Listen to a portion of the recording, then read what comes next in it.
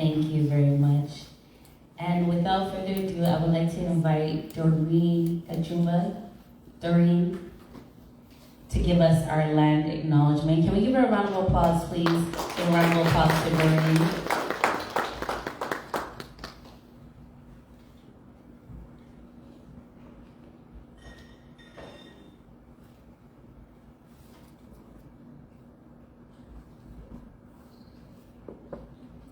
Good afternoon, everybody.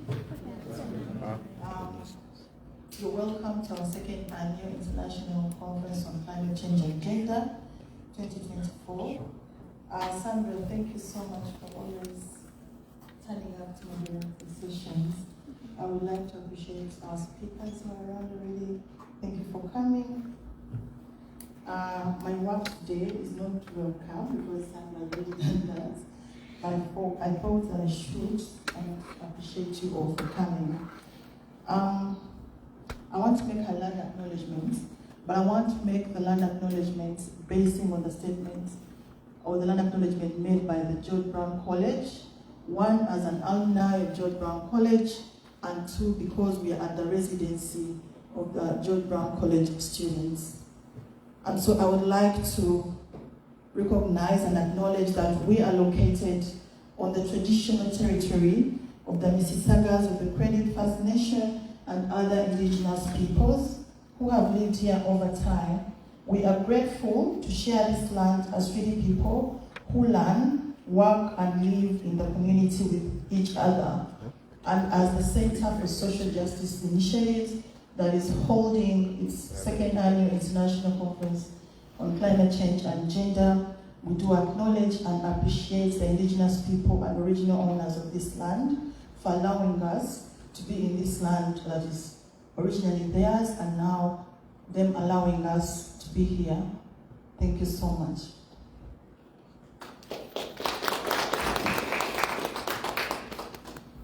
Thank you so much, Doreen. You guys can kindly take your seats. Thank you.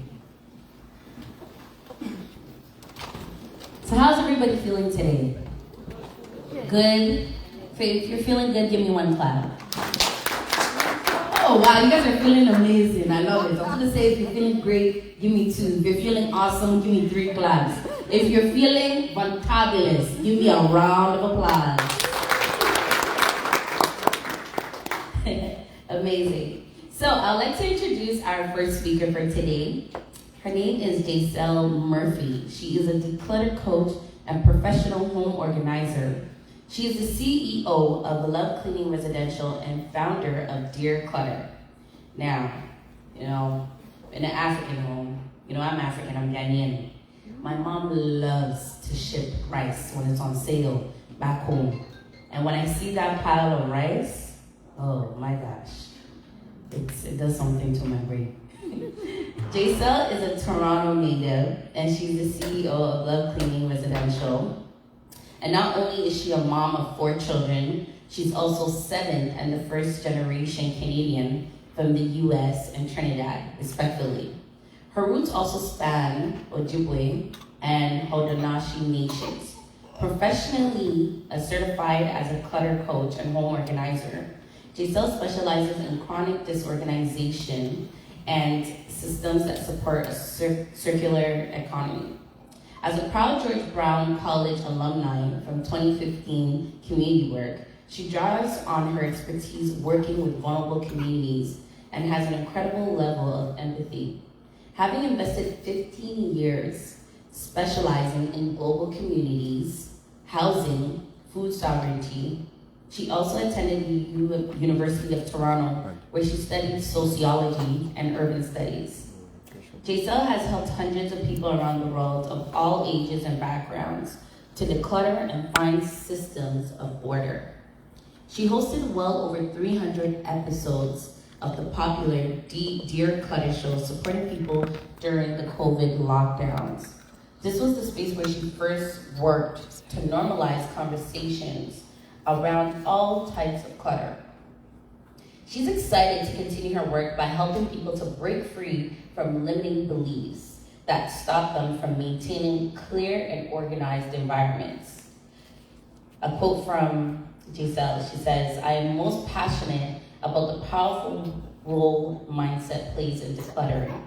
So I create directives to walk people through the process of cultivating and maintaining a clutter-free environment, and trust, I've had to overcome it myself. So without further ado, let's give a round of applause, a big round of applause for Giselle Murphy.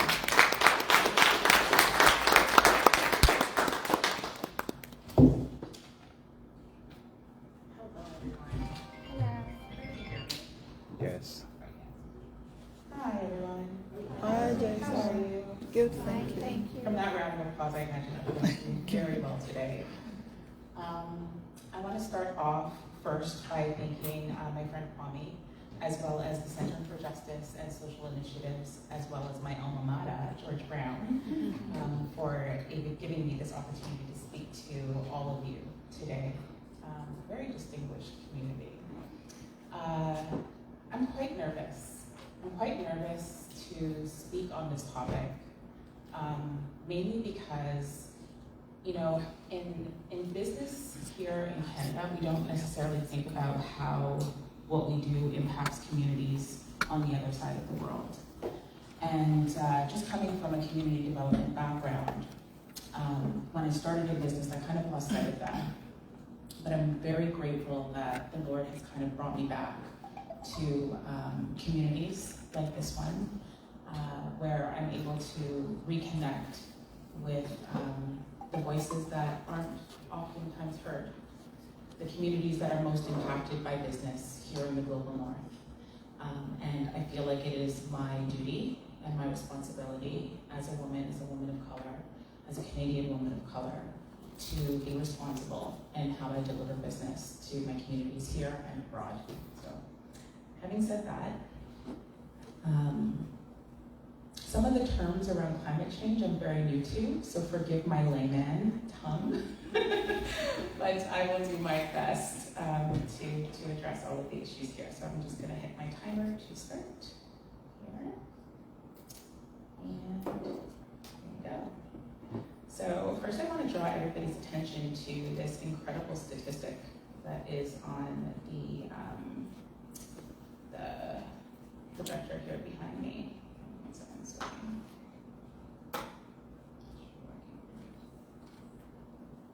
Beautiful.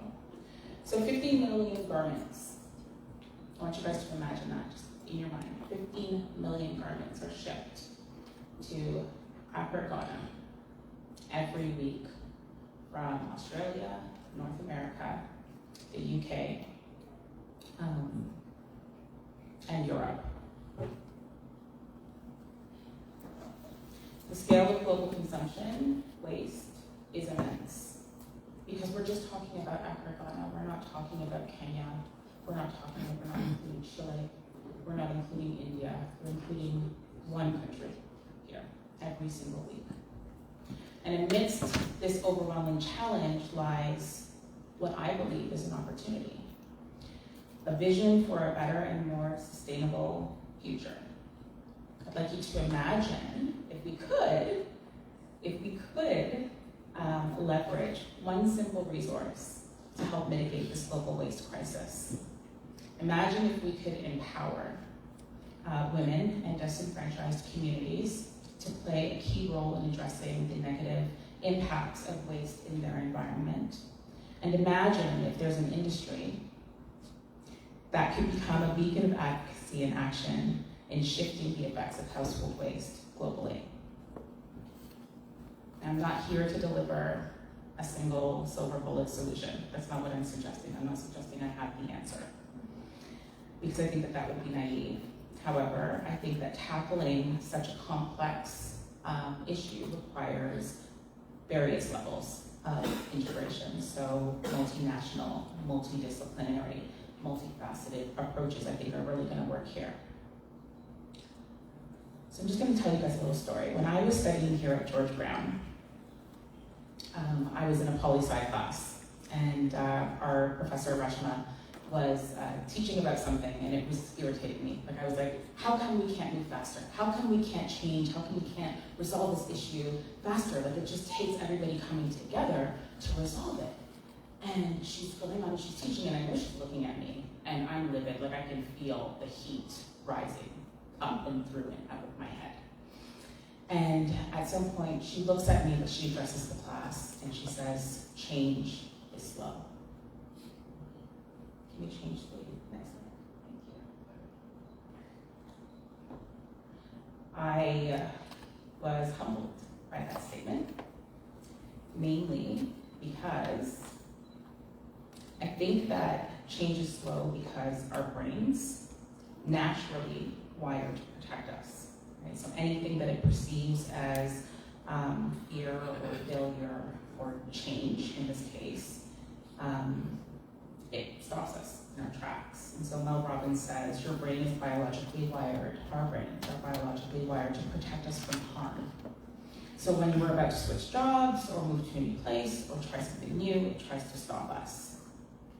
And I think that we in this room here can understand that when we're changing, it doesn't necessarily mean that we're in harm, right? But that's the way that our brain registers it. And so I think that that's why change is slow. It takes time. There's fear and there's uncertainty whenever we're affecting change in any environment. But what if I told you that there's a decisive power within our grasp? A power that could significantly impact waste disposal and its negative impacts on public health and the environment. Beautiful. So gender equality is not only a fundamental human right, but it's also essential for achieving sustainable development. When women are empowered, they become powerful agents of change. They have the knowledge, the skills, and the resilience to tackle complex challenges like climate change. And according to the United Nations, women make up the majority of the world's poor and are disproportionately affected by climate change. Yet they are also stakeholders in climate change action because they're affected by it. Studies show us that when women are involved in decision making, in that process, in environmental policies, they're more effective and sustainable. Let me just circle back around to another story with my professor, Reshma. Am I boring you guys? No. Good. Just checking. That's true that you are saying. Yeah, I'm glad you feel that way. It's very, I think a lot of people it resonates with, you know, in terms of fear. Yeah. And it's cycling us from taking action. So I came to understand a term called environmental racism, again in Reshma's class. I love that woman, like she truly changed my life. She helped me to see things through a different lens. So in this class, it's a poli-sci class, and we have this assignment to do, and at the time, I had already spent years in housing and homelessness, so I wanted to continue my work in my project in housing and homelessness. And she looks at me and she goes, and she points to the wall in the far corner. I'm squinting because I can't really see very well with my glasses, and I'm squinting. And it says something about environmental something or other. So as I get closer to this banner, my topic of discussion is environmental racism.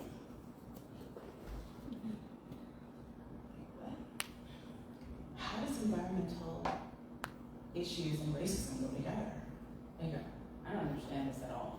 And so now I'm challenged. I'm challenged to have to think outside of my own capacity and my own knowledge. And I love Reshma for that because she introduced me to some of the issues that I'll be speaking here today. For those of you who don't know, environmental racism is a deeply ingrained problem that disproportionately affects marginalized communities, particularly communities of color and low-income neighborhoods.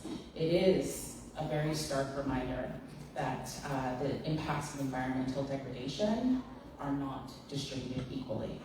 In Canada, in the tar sands in Alberta, the waste, the tailings ponds are usually around Indigenous communities. And so their waterways, and eventually our waterways down here, it's going to trickle down, will be affected, but they get the brunt of it, right? And when we speak about landfills and textile waste, can we go to the next? This is Africa. So our waste is ending up there. We think when we go to a donation center and we donate clothing there, that it's a great thing, and it is a great thing because there are people here who are marginalized and they need access to affordable clothing. However, the clothing that doesn't get used there gets put into bales and then into containers. And then there are businesses around the world who buy these containers and ship these merchandise off to Africa or to any these places in the world. Oh, can you go back one? Sorry, go back. Thank you. And what I found in my research, which was very disheartening, is that one bale may consist of about 250 garments. Out of those 250 garments, I watched a man pick through them, seven of those garments he could sell. Do you know where the rest went? Can anybody take a guess? Where did the rest go? Somebody say it. Where did the rest go? They went to the landfills. That's right. Absolutely. They went straight to the landfills. And so we think that we're doing a good thing, and we're incentivizing businesses and donation centers to, collect these donations. But then there are people that themselves are turning a profit, and it's not helping the issue. It's just taking it out of our backyard and depositing it into somebody else's backyard in a community that's even more disenfranchised than we are here in the global north. Make sense? Y'all following me? Yes. Beautiful.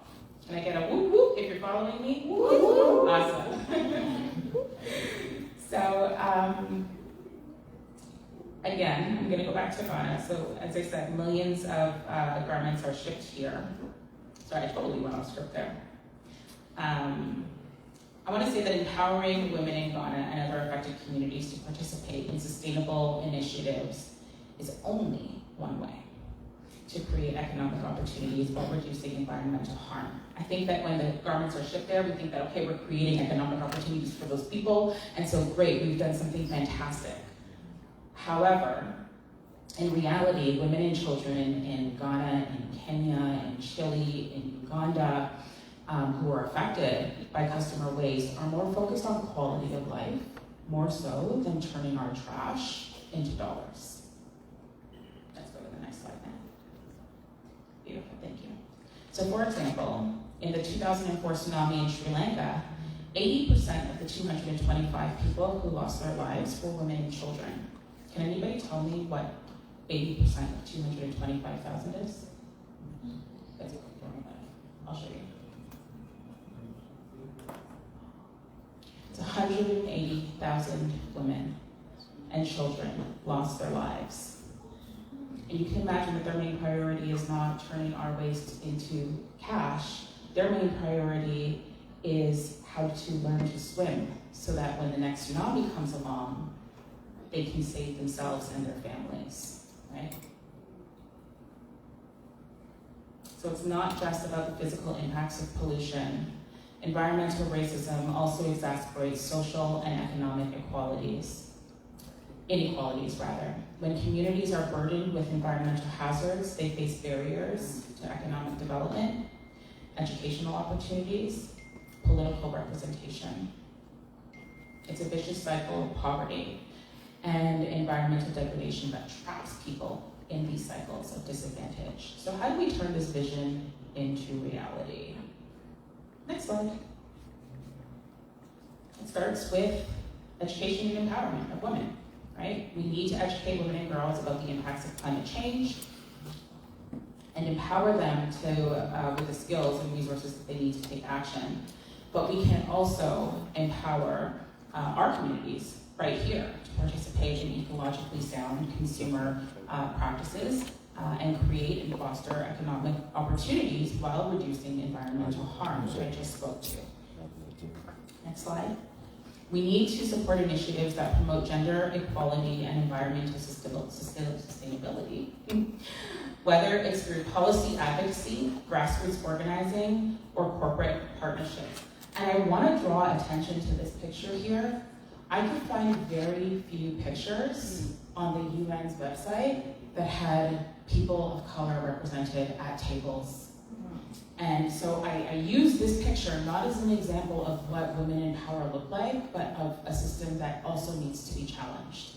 I want to see us at those tables making decisions because it's our communities, it's your communities. I'm Canadian and Trinidadian. On my mother's side, we're Indigenous. I'm Cree, Métis, and I'm Black Mohawk, so I'm also Haudenosaunee. So when it comes to the Indigenous problems here, that resonates with me. I have so many friends from Africa. The refugee crisis that we experienced last year, a lot of those individuals are now working with my community, with my business. They work for Love Cleaning. We work together as a team, right? So being able to give them jobs, and I hear these stories so often about what is happening back home. And so I think that it's really important that we really push, and I mean push, to make sure that we're at those tables. So one of the ways that we can do that is not only to promote policy advocacy and grassroots organizing, but it's also through corporate partnerships, like for example, small and medium business organizations like myself. I'm an SME. Love Cleaning, as I said, we work exclusively with newcomers, giving them opportunities that pay above a living wage. But then on the other side, like I said, because we're at the forefront, we're at that pivotal point of what happens to household waste when it leaves the home, we're also making decisions that affect our communities and also affect communities around the world. Partnering with organizations who have that built in, I think is going to be really important moving forward. So we need to recognize as well that the fight against climate change is inseparable from the fight for gender equality. Because it's women and children who are greatly affected, we need their voices at the table. It's like when I worked with Woodgreen Community Services, I worked under Angela Cook, and we developed an incredible, she had been working on this program for years, and so when I barged into her office, thank you Diane Dyson, who got me the interview, I was like, I know exactly what we need to do. We need to have the tenants at the table with the board, right? We need to get, not necessarily get rid of the middleman, but we need to have the voices of the people who are directly affected at the board level, right? And so she pulls out from her desk this incredible piece of work that she'd been working on for like 6 years, which was exactly that. And then we implemented the first tenant advisory committee. And I think that, as we were speaking about earlier, we need to have those types of programs embedded, where we're bringing the voices of the people who are directly affected to the people who can make changes in policy. So as we work to address climate change, we must promote environmental sustainability, and we have to also confront the systemic injustices that underpin environmental racism. So let's delve into a more practical side of things. We talked about the immense challenges posed by global waste, particularly in the fashion industry, but how do we translate that into awareness and action? As a professional home organizer, I'm here to offer some practical solutions to each and every one of you that will help, that you can implement in your daily life, that will help to contribute to the fight against climate change and gender inequality. So, I don't want to skip over this. I've been speaking a lot about our land waste for a while, but I'll just go through the script as I have it here. Actually, you know what? I'm so sorry. Can we just pause for a second? My battery is very low. I'm at 6%. Beautiful. Thank you, thank you, thank you. I've been here since like 9 o'clock in the morning, so I got it. Oh, beautiful. I love that sound. Your battery's being charged. It's like, whew. Okay, so getting back to the talk. So I'll just go from where I'm at. So first and foremost, let's tackle the issue of excessive compulsion, consumption. I think I already went through that. I'm so sorry, guys. Give me a second. Let me just regroup here.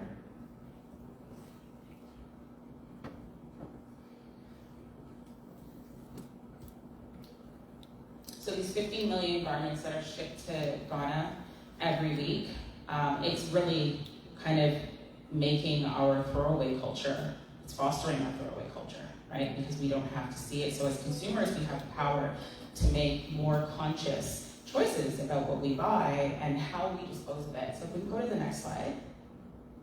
Thank you. This one really hit me really hard because as a mother of 4 children, I'm always out shopping or thinking about what we need for the next season, where we're going on vacation, like all the things that we need in order to, provide for my family.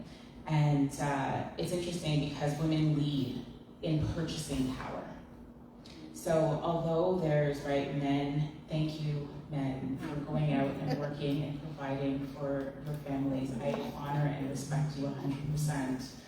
And when you bring home that money, it gets usually handed off to our women who then go into the stores and shop and we purchase, right? So when it comes to purchasing power, earning power here, and I'm not saying every man exclusively is earning power because us women, we earn too, and vice versa, right? Men go out and purchase as well. But according to the statistic, 70 to 80% of the market share is controlled by women. An article from Harvard Business Review, you can go to the next slide, cited that we control $20 trillion in consumer spending. That's a lot of money. And that's a lot of power, right? So as women, we get to make these decisions about where our dollar goes, right? We get to make decisions about what type of materials the products that we purchase are made out of. And our husbands, our men, you know, as you guys learn more about this and are more invested in this, you guys get to, you know, say, honey, this is not cotton. Like, what's going on here? You know, are we thinking about where this is going? It's interesting because this $20 trillion in consumer spending is greater than China and India combined.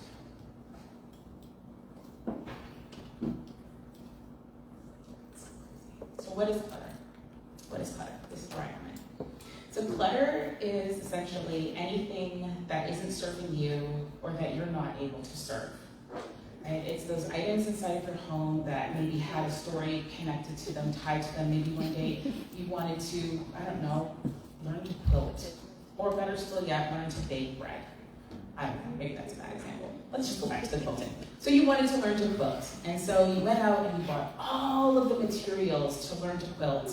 And they sat in the corner. I mean, fill in the blank with whatever quilting is. It may have been, I don't know, learn to play basketball or soccer. And so now all of this stuff is sitting inside of the corner. Maybe it's something you did in a past life, maybe when you were like 15, 16, 17, and you wanted to pick it up again, but you're still not coming back to it. And so the stuff is sitting there and it's reminding you of a dream that you once had, but now every time you see it, it's also reminding you that you're not doing the thing that you said that you wanted to do. And so for some people, it's really hard to let go of that type of clutter because we want to get back to the things that are important to us, we just don't know how to get back to them. For those of you who are taking care of aging parents, right, they've got a lot of stuff that tell a lot of their stories.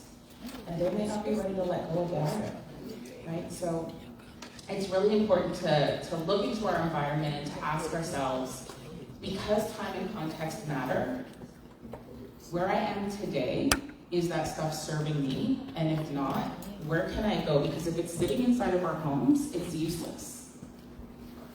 We've rendered it useless. So where can it go? How can we gift it to someone else where it becomes useful again? And so one simple step we can take to declutter our homes is by looking into our closets, keeping in trend with the talk here today. By minimizing our possessions and embracing a more minimalist lifestyle. And for everyone, minimalism looks different. I'm not saying have one fork for everybody in the house, right? That would, I think, be a little excessive for most people. But really kind of pare down to just what it is that you need.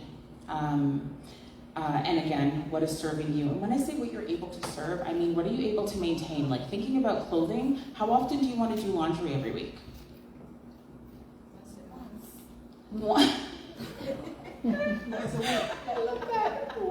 Just once a week. Once a month. So once, depending on the size of the family, right? Because I have a friend of mine, and when my children were younger, it was at least twice a week we were doing laundry just to kind of stay on top of it. But what that ultimately did for me, once I figured out how often I want to be maintaining the home or any aspect of the home, and we'll use clothing, so how often do I want to do laundry? It helped me to define how much clothes I wanted to actually have inside of my home, right?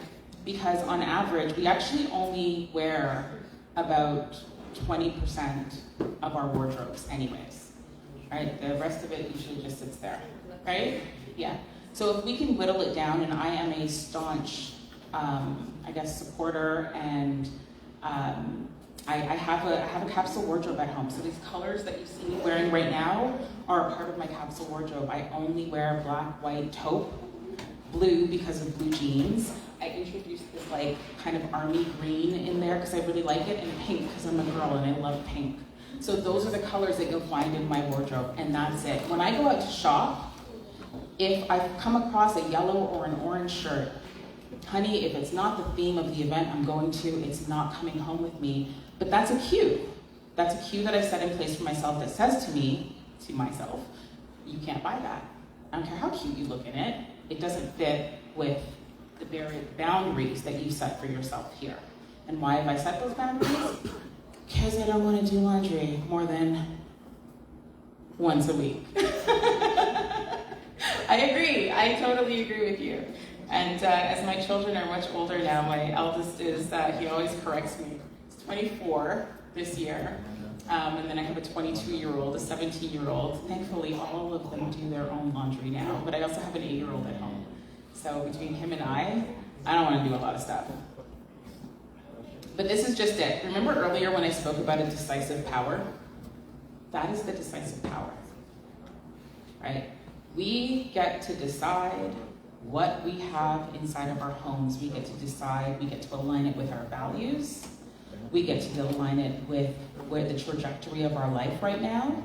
And then we get to build out from there. So it's really important, I think, to get to the bottom of what's important to you and why it's important to you here. Because as we know, when we consume and there's too much waste and we haven't given thought to what matters to us here, it's going to affect people elsewhere, particularly around clothing. So really, truly, I implore you to consider that. But decluttering is just the beginning. We need to think about how we organize and how we manage our clothing, because honey, if you can't find it, you will find it years later with a tag still attached to it, right? I don't know how many of you guys have articles inside of your closet that still have tags attached to it. You said you were gonna wear it and never came around. Or, dresses that we said, we could only ever wear once because we were going to a ball or a gala or a wedding, right? And so now it's just kind of sitting there. When we think about items that inside of our home, if we can't find it, what do we end up doing? We end up going out and we end up rebuying them, right? So then you'll have that item, you'll come back around, you're like, oh my gosh, I had an orange tie. My gosh, I couldn't find it because it was buried under God knows what. So really thinking about how we organize our space is going to help to alleviate us going out and continuing to purchase or over-consume in the market. So it's about efficiency, it's about mindfulness, and respect for the resources that went into producing the items that we own. I have a post on social media, and it's exactly, speaking to garment waste and that sort of thing. But someone had asked, when you go out and you're purchasing something, like how do you know how to kind of define it? And we were talking about degradation of, landfills and biodegradable and the difference between the two. And part of the guidance there was, hey, if we're really concerned or if we don't have the financial capacity to be able to turn over our entire wardrobe, we can always just start with one garment. It doesn't have to be the entire wardrobe. So for example, we could go, if we were to look at something that's like low cost, something that turns over quite frequently, I'd posit undergarments are one of them, right? Listen, every year you should be turning over your undergarments. I'm just gonna say it out loud, right? You shouldn't have them for more than a year. And so in that, why not purchase natural fibers? Because we know that those are gonna be turning over, and we can't donate them. We shouldn't be donating them.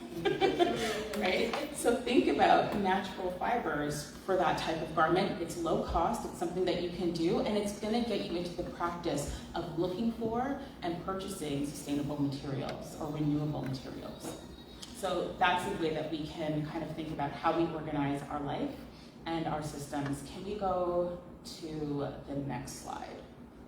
So these are some of the homes that like decluttered. Can you imagine walking into this home? Dave, do you remember when we went into this place? This is 4 generations. 4 generations. We can keep going. I want to see. 4 generations. This was a storage closet that we did. I remember they had taken everything out of their parents' and grandparents' home, and we hoped that we would be able to help them set up their storage unit. And I remember when he called me, my client, and he said, I can't find my passport. I was like, okay, where do you think it is? And he said, it's definitely in the storage closet. I know it is. And I was like, oh, okay. Well, let me go and take a look at it. That's what I know. And I was like, oh my gosh, guys, we're on a hunt. We need to find a passport, but we also need to organize this space. Let's go to the next slide. This is another example of paper clutter in an office. Again, the homeowner was really heavy-hearted. Her parents were being moved into long-term care facilities, and she had to downsize the home to sell it very quickly. She had been trying to declutter on her own for about a year. Nothing was happening, and we had to go in and support her. We cleared out this home in 5 days. It was a 3-bedroom, 2.5 bath with a full basement full of stuff. And in 5 days, it was completely clear. Let's go to the next slide. This is the team. These are some of our women. Oh my gosh, I love our people. Our people, like honestly, do you remember when we opened that one closet day? And it was like floor to ceiling, wall to wall, front to back. And we opened up the door and they went, oh gosh, and they walked away.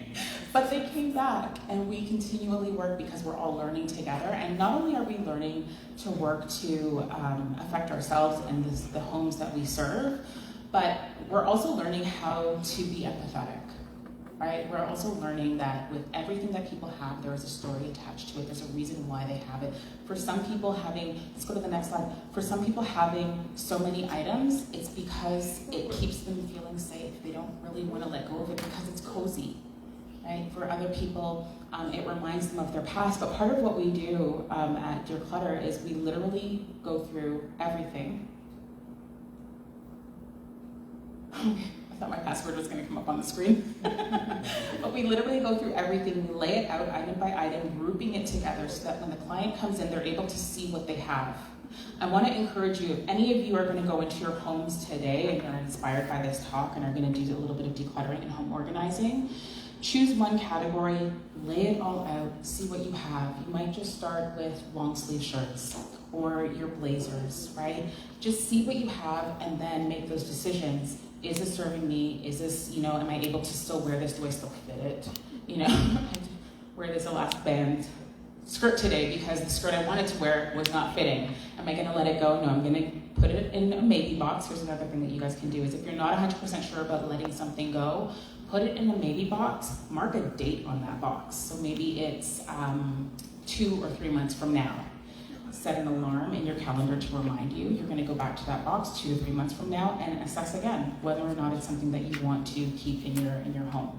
If not, make a plan. As soon as that thing goes into that box, when I come back 2 to 3 months from now, what am I going to do with this? Because it takes a lot of the decision making off of the end process when you're already going through the emotional weight of actually letting that thing go, releasing that item.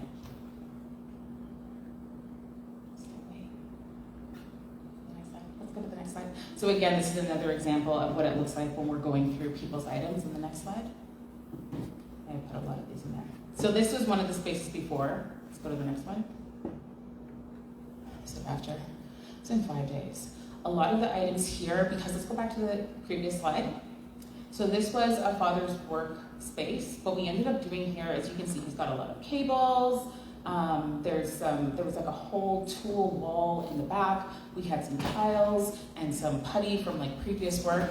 Habitat for Humanity is always building homes. There's always people who are going into Habitat for Humanity to purchase items to put inside of their own small projects to use on their own small projects.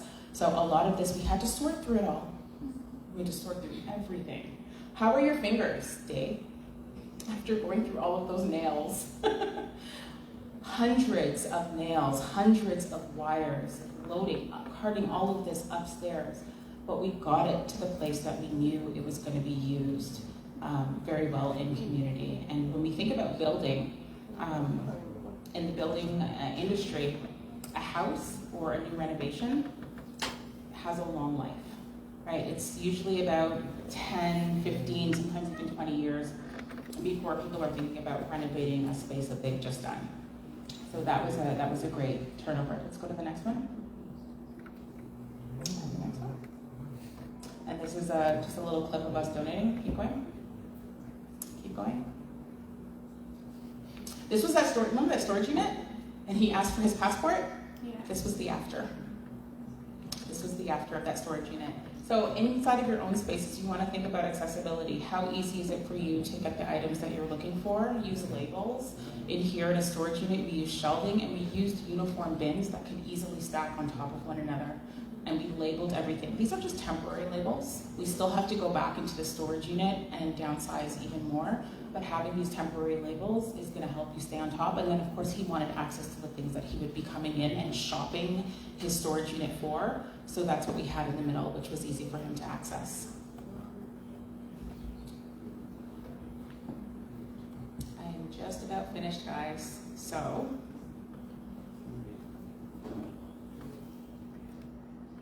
I'm gonna pause for a second. Got about 26 more minutes. Does anybody have any questions? Anything come up for anyone?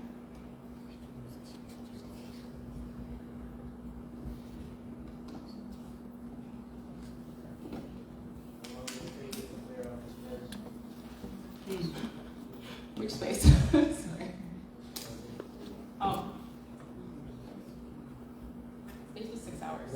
It was 6 hours. 6 hours with 4 people, so technically 24 hours. 24 hours of working in this space. Any other questions about, like, yeah, please? No, it just occurred to me when you asked the question of how often we do laundry. Mm-hmm. Then I deeply looked at the fact that the detergent we use, like if we are doing laundry so much, first of all, the amount of water we are using to do laundry, the detergent we are sending to the waste is massive. And when we bring in the gender perspective, we all know in homes, women do the laundry. So that brings in the perspective of women influencing climate change in one way or the other, because we know the impact of detergents and the impact of water that is filled with detergents. That's what I thought. I think that's a really good point, kind of thinking about the quality or the components, the composition of the product that we're using. If the example here was laundry, right, and thinking about the type of detergent that we're using and how often we're cleaning and how that impacts waste filtration or water filtration systems here. I think even more so in the global south or in places in Africa, right? I think even more so because the filtration system might not be as great. But then the question is, in terms of access to product, like what products are placed in front of individuals, right? So when we go into shops, what is there in front of us to buy, right? If it's only highly toxic detergents, then, and they're really affordable, they're super cheap, then that's what we're gonna lean into, that's what we're gonna buy. So I think, again, it's really important to let people know, because for me, if I go back to the conversation or the story that I shared with you guys earlier about Reshma and in learning about environmental racism, if she didn't teach me that that was a thing, I wouldn't even have known to speak about it. Like, I wouldn't even have known that it was a thing.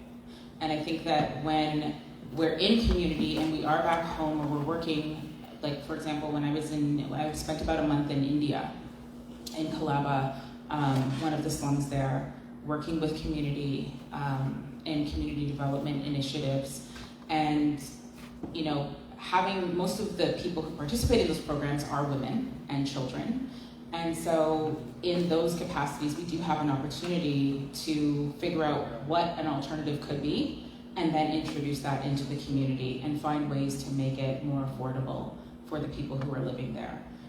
Again, it's not the fix for everything, but it's one thing that we can do to greatly affect change. Any other questions about anything?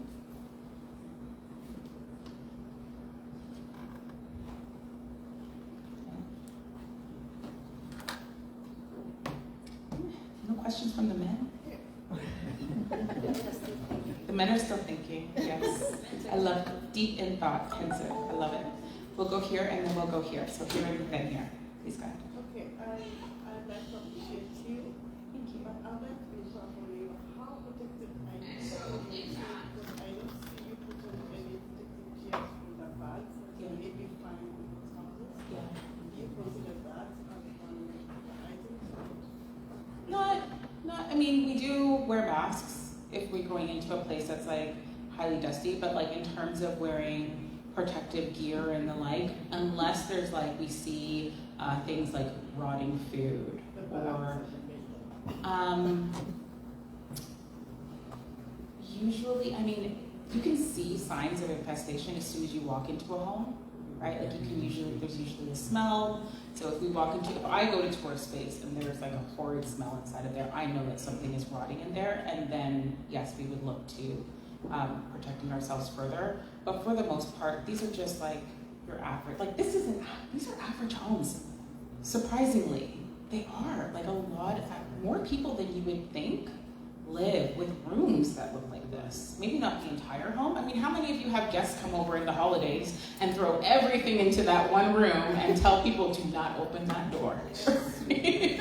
So we all have spaces like that. It doesn't necessarily mean that there is an infestation, and you can usually tell when you walk into a home what you're dealing with. But yeah, no, it's usually just like a mask and gloves. And we always wear our shoes inside of the home to protect our feet from, stepping on anything. That's usually the protection that we have. Yeah, I think good question, really good question. And I would encourage you, if you're inside of your homes and you're working and it's a very dusty space, put a mask on. Because I'm telling you, if you look at dust mites on YouTube, they do not look like friendly creatures. They do not, right? And if you already have respiratory issues, as soon as you go into that space, you're already kicking up that dust. So I think it's a very valid question, and I love that you brought it up. Please, even inside of your own spaces when you go to tackle, protect yourselves. Thank you. Well, mine is more of thought process. Yes. I'm looking at environmental racism. Yes. And also trying to combine the aspect of being minimalist. Yes. Because, like you say, 15 million garments. Yes. Each and every year? Week.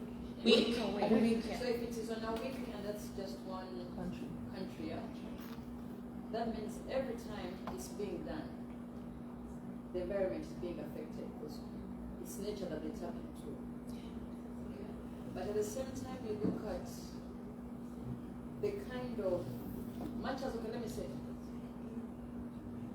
they're having all that being done, they're taking that to, let's say, Ghana, but at the same time, you're going to find Ghana as a country, they're also having, like, most of these urban countries, or civilized countries, when they have all these things put on, they wear seasonal. Summer, they ferry to our country, Uganda, to wherever. People go down and go from Uganda because they know that.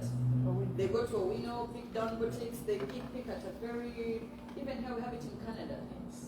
You go to find, like, when you go to the big malls, the people who are actually buying the clothes are the white people. Then in Valley Village and thrift stores, it's the blacks. So minus the environmental racism, it also causes that inferiority complex. Keeps pouring down. Also, when you look at the spread of the coverage of population, say like Canada, you go to a particular area, it's strictly Chinese. But it's strictly black. It is strictly Canadian. It is strictly, that kind of divide. But when you look at the kind of environments, it's very different. The structures, the build-up, the amenities that's happening into. So is there a way they look at equality and trying to break those boundaries and barriers and say, okay, look here, we are all human life. Okay? Can we find a way of combining this and this and this that spread out? It cannot be equal to 100%. But there could be that kind of social and environmental and whatever culture mix and what have you. But at the same time, we as blacks, because we have a lot of history attached to, you'll find it's us the blacks that, when you come to the minimalist aspect, it's us the blacks who will be like, oh, we have a lot of clutter. Go to the condos of the white people. They don't have clutter. Yeah? Minus season. Yes, you want to find they buy this cup. They don't like it. Valley Village. But the black person, I don't like it. In the shelf, I'm trying to understand, is it something that we get from our heritage? Is it something that has been put into us, just an inferiority complex mindset? Or is it education background? Or is, I don't know. From your knowledge, I'm trying to tap into your understanding and thinking. What path is that kind of thinking and understanding and whatever it is? Because like you see, even when it comes to cars, we're in Canada. a black person would prefer to go and buy, another car, a reused car. But the white guys won't do that because it's a land of opportunities. Canada is going to make it. They're going to go in, get a brand new car because they'll know mileage and everything and the insurance, they consider so many different factors. Yeah. So I don't really know. I think either I'm thinking too much. No, I think it's a very, thank you very much for your question. I think it's a very smart and well articulated and deep question, right? Because not only did you speak on things like appropriation of social initiatives for disenfranchised communities, but you also spoke to the kind of cultural and generational aspect of ownership, right? And so, and also access to resources, access to wealth. And I think that if I can just kind of address all three of those individually, when it comes to the appropriation of social resources, when you spoke about places like donation centers that used to predominantly service Black people, as you stated, you now go into a lot of those places. I don't know when it was. I guess it was like 10 years ago, where the culture became a thing, right? In like the more kind of, let me call them mainstream communities.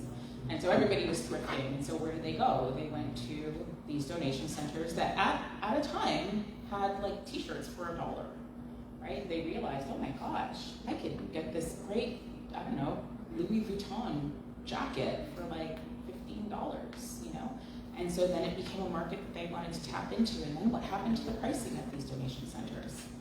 Skyrocketed, went through the roof. And so then the people who needed those resources could no longer afford them because now they were completely out of their reach. I mean, now you go into a donation center that sells clothing and you could probably get the exact same article of clothing as you could from a fast fashion producer. Sure. And I'm using that as an example, right? Am I suggesting that you go out and buy fast fashion? No, but I'm just doing a price comparison here, right? And so most people, when they go and they see that the price is now like $24 for a dress, if they wait for that same dress to go on sale elsewhere, they could get a brand new dress. So why shop at this store anymore? And so now it pulls all of the disenfranchised people, the Black people, the Black and brown and Indigenous people out of these communities and the poor white people out of these resources and puts them where? Into the swap community, into the, here I have some donations and they're free because nobody else wants them. Value Village didn't want them, so here you take our trash, right? So I agree with you 100%. We need to really think about, okay, how can we take back that power? And I think it really has to do with businesses like myself, you know, or community members going out, individuals going out and saying, listen, who is doing this work right now to advocate for us, and how can I connect myself to those organizations, because together the voice is a lot louder. And I think, you know, having conversations like this, even here in this room, posting it on social media, right? It's gonna get out to somebody, somebody's gonna hear it, right? We need those resources for the people who actually need them. When it comes to ownership, I can't necessarily speak to the African experience because it's not my experience, but what I can speak to is the Black Canadian experience, and really even truly only for myself and from what I've seen. But my family came up from Virginia in 1856. So we were slaves in America. We came to Canada here and we settled in Southern Ontario. And owning anything, as you guys I'm sure have heard, for Black people in North America was outlawed. Like, we couldn't own a house, we couldn't own property, we didn't even own ourselves, right? So now, I mean, considering what the civil rights movement, maybe even a little bit before that, when my family came up, we were able to crop share, and so that was a tiny little bit of ownership there, right? And it kind of expanded out to today, the society that we see today. But the impacts that post-traumatic slave disorder or syndrome that Dr. Joy DeGruy speaks about, it transcends generations. And so some of the things that our parents may have said, oh, I have to hold on to that because I might need that one day, right? Now we hear it and we're like, oh my gosh, I might need that one that's not my voice. That's my mother or my grandmother's voice, right? But it still resonates today because it's a part of the story that connects to who we are, right? I think that I don't necessarily have an answer for how to resolve that, but I think it's important to acknowledge it. Acknowledge that ownership for the Black community is fairly new, and that we need to step into that power and know that we are worthy of it. We're worthy of owning things. We're worthy of owning new. We're worthy of curating our environment in a way that supports us and supports our family and is not just hand-me-downs or pass-offs or knockoffs. We can, right?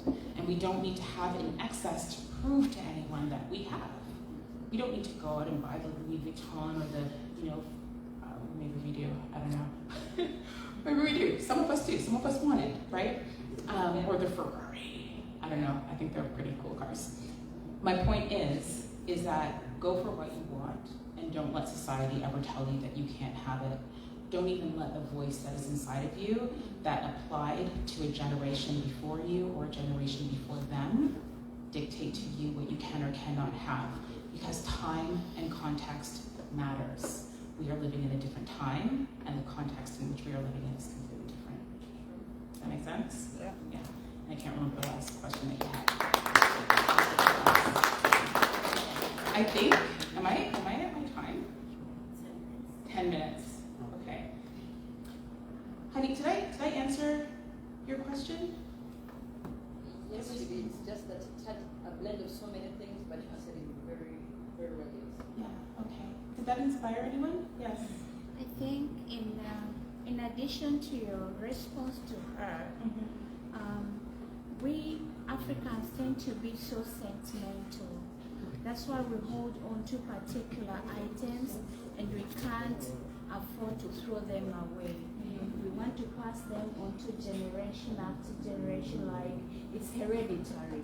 And the fact that where we come from, we have a huge space, like, we have bigger houses. Yes. So we tend not to switch immediately to smaller, like we don't adapt to smaller areas that fast.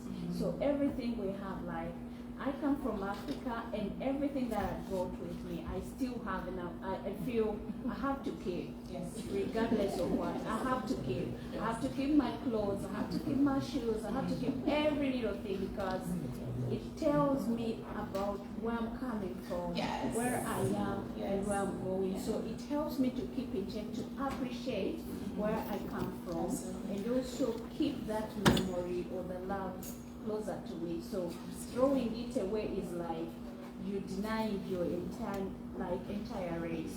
You're denying the story. You're denying that connection. Yes, and you want to have a piece of you wherever you go. Absolutely. To say, this is who I am. It's part of identity. And that's the beauty of clutter, right? Everybody kind of thinks that there's this negative connotation around the word clutter. It's like, oh, you've got it, you have to get rid of it. There's something wrong with you. Maybe you're a hoarder. But can I add, like, if you take a good look, if you're having a drive around just Toronto and Scarborough, take a good look at those different areas where you are and the dominance of the kind of race that is staying there, and you take a look at the balconies. Yeah. You'll find a particular area, the balconies are totally, even if you look outside the window now, all those balconies are completely clear. There is no flat on the balcony. Then you go like to an area like Scarborough, particular area where now here we're having a lot of Africans, Indians, Jamaicans, and their balconies are having old tires. You see things piled up, tables, stools. Yeah, you look like you saw those bags you saw tied up, and you're like, in there. Then it comes back to what you're saying, the environment, Those things with time, as they keep piling up, you're going to have bed bugs, cockroaches. You're going to have so many things running. A lot of unfresh air, You find someone keeping, like, you've had bed sheets for how long? It's cultural. It is, right? It's not even, I wouldn't even go so far as to say, like, it's who you are as a culture and as a society. I don't believe that. It's a behavior. Let's put it there. Let me leave it there. It's a behavior. It's a learned behavior. behavior. When I moved into every single house, my utensils for cooking always go 2 drawers down. They always go there. Every single time. My saran wrap and everything else, 3 drawers down. You know the stack of drawers that's there? Like, usually every apartment has them. 3rd drawer, because my mother taught me that. Right? That's how my mother did it. That's how I do it. I'm not one to have the little jar on the counter with all the utensils sticking in it, and that works for some people, it just doesn't work for me. It's not a behavior that I learned, right? And I think that kind of stepping outside of the container of the space that is your home and extending your living space, or your storage space rather, out onto balconies, it's a behavior that is learned. Even in communities, sometimes we didn't learn that behavior from our parents, we learned it from a friend of ours who did that thing. Right? So now, that looks like a great idea, I'm gonna do it too.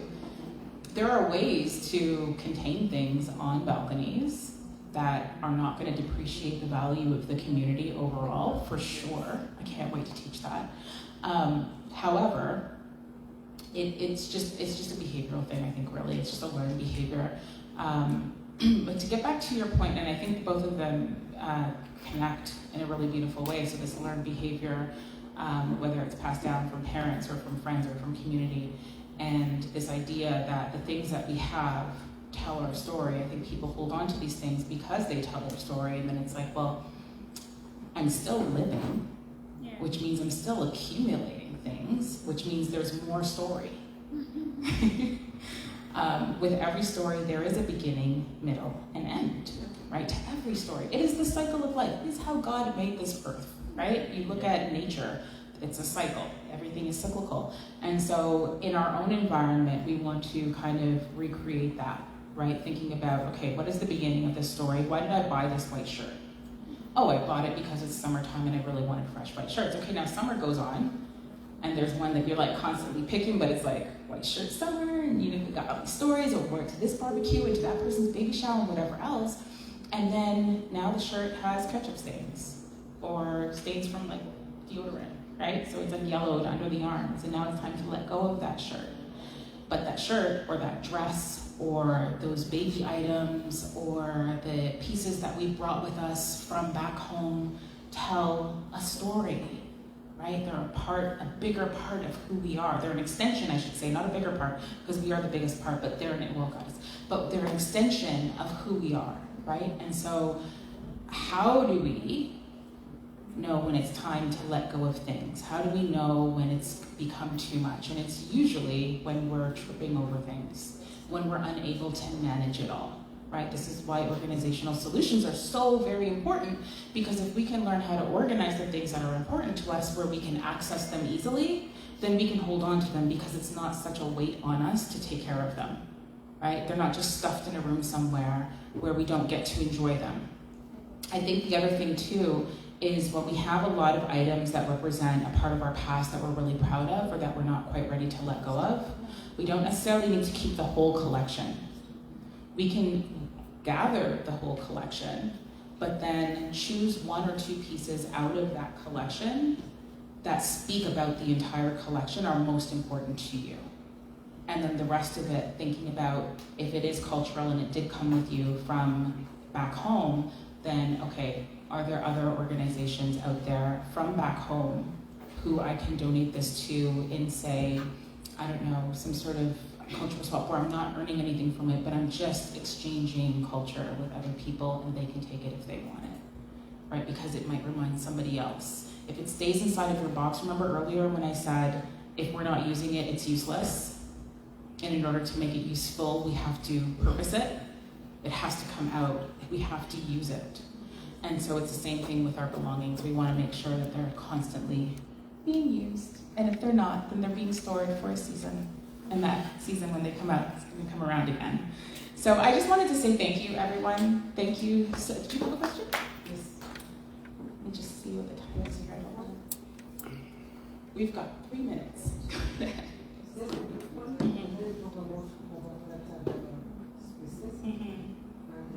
One of the methods communities use is burning this stuff. Burning. Yes. How do you speak about mechanisms used to safeguard the environment in which this that is going on. Yes, it's so tricky. So, I told you guys we came in 1856, Southern Ontario. Even when I was a kid, it's like farmland. There's nothing out there. Well, there's little communities. We call it the village. And when I was growing up, honey, we took our garbage to, like, we used to burn our garbage. It was common. Just before we leave, we put our garbage inside a pile and it got burned. That was just our little house. You could smell the burning of that garbage for like blocks. Some people were burning their garbage, right? And I can still, when I go past the place and I smell burnt garbage, but I know exactly what it smells like. On a larger scale, right? I think about the volcano that erupted. Was it last year or the year before? There was a volcanic eruption that was like in the, I want to say like, oh gosh, like it wasn't Hawaii, but it was on the other side of the world. Anyways, this volcano erupted, and it was hot as heck over here, right? So what that taught me was that although something is being burned all the way on the other side of the earth, the effects of that are going to affect us here, right? I don't know as much as I'd like to know about burning waste and the impacts of that. I would imagine the carbon emissions are off the charts, right? But I think that if we can find ways to not burn waste, but rather recycle it. And when I say recycling, I'm just gonna use this last minute, 50 seconds to tell you guys about recycling. So recycling garments is essentially, this is a skirt.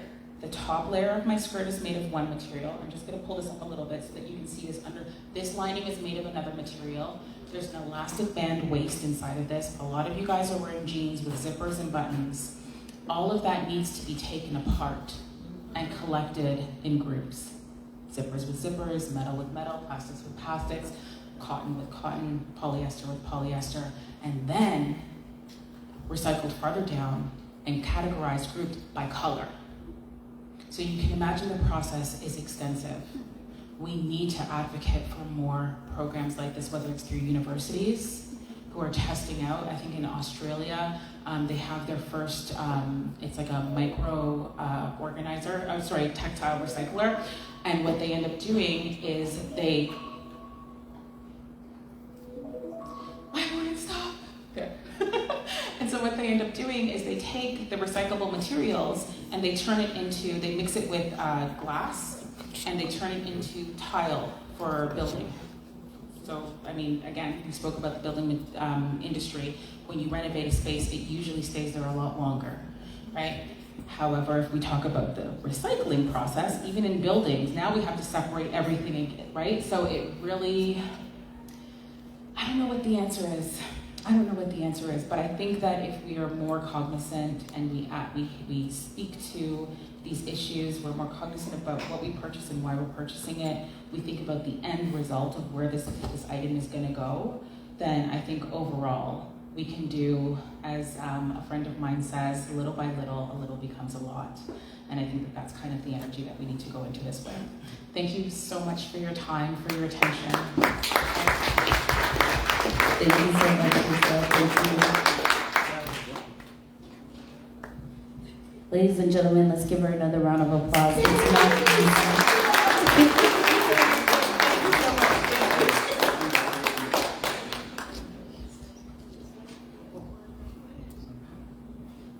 For those of you that are newly joining us, you are here for the second annual International Conference on Climate Change and Gender. And that was a great presentation by our first speaker, Giselle Murphy. And just a few housekeeping rules. If you want anything, any sort of refreshments, washrooms, it's outside. Let's be respectful of our speakers when we're leaving and coming inside the room. For any questions, if you have any questions, I'm gonna ask you to kindly come to the front here. I will be here. I'll have a mic, and then you can ask your questions to our speakers. How are you guys feeling? If you're feeling good, give me one clap. If you're feeling great, give me 2 claps. Now, if you're feeling fantabulous, I want you to give me a round of applause. Amazing, amazing. There was something there that Giselle had put up, one of her slides, for those of you that missed it or that were here. And it said, your brain is biologically wired to protect you from harm.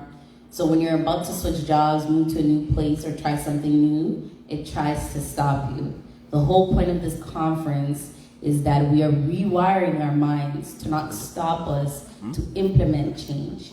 All of you here today, I want you to remember, and I want you to wire your mind that we are part of the solution and we're not part of the problem.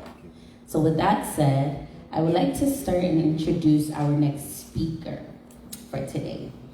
Our next speaker is Mr. Orlando Gomez. Now, a bit about him.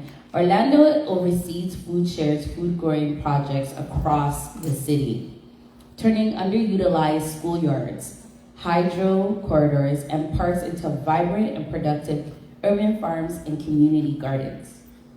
Orlando is passionate about food justice, the food sovereignty movement, and community-led initiatives, and provides resources and support for communities to design, implement, and run their own growing and composting projects. He works to bring awareness to the intersectionalities between food, disability, mental health, and accessibility by using an anti-oppression critical lens. He's a trained ergonomist with an incredible depth of knowledge in all aspects of growing food. So without further ado, let's give a warm round of applause to Mr. Orlando Gomez. Let me organize here. There's okay, my battery's okay. Okay, it's the battery. That I will put my charger too as well. So that's very important. Okay, good afternoon everyone. Thank you, Sandra, for the introductions, and I want to say thank you to the Center for Social Justice Initiative for inviting me to as well, and Wami, all the time he contact me like, come to talk with us, and I'm very pleased to be here. So, hi everyone, I am Orlando. I am from Nicaragua, so you can hear my accent, so I speak Spanish. I moved to here in 2011 to Toronto. And I want to get in a sense of the room, who it is in the room right now. How many of you born in Canada? You can raise your hands. Okay. So that means most of you immigrate here. How many of you live in Toronto? Okay, I will say like 65% of you live in Toronto. Because today I will talk a little bit of climate change and gender related about food. Everybody would love to eat food, very good food, organic food, clean food, culturally appropriate food, and that is very, very important when we're talking about climate change. Something where everybody have their own tag, and you can see at the bottom of the picture, what you can see there is soil, right? And what happened with that soil? So we're going to talk about that. It's like in a clay soil. What does that mean? How we can make this productive, and how climate change can affect to us. So this is a photo of one of our farms, where I'm going to share you later on. That it is Flemo Farm, where we just started in 2020, just beginning of the pandemic. You remember those? Like March 2020, we were ready, and we built that farm in the first months of the pandemic. Was a lot of work. Right now we are in the season number 4. And Crystal, who is an EU from the same community in Flemington Park, from here is like 15 minutes driving, I would say.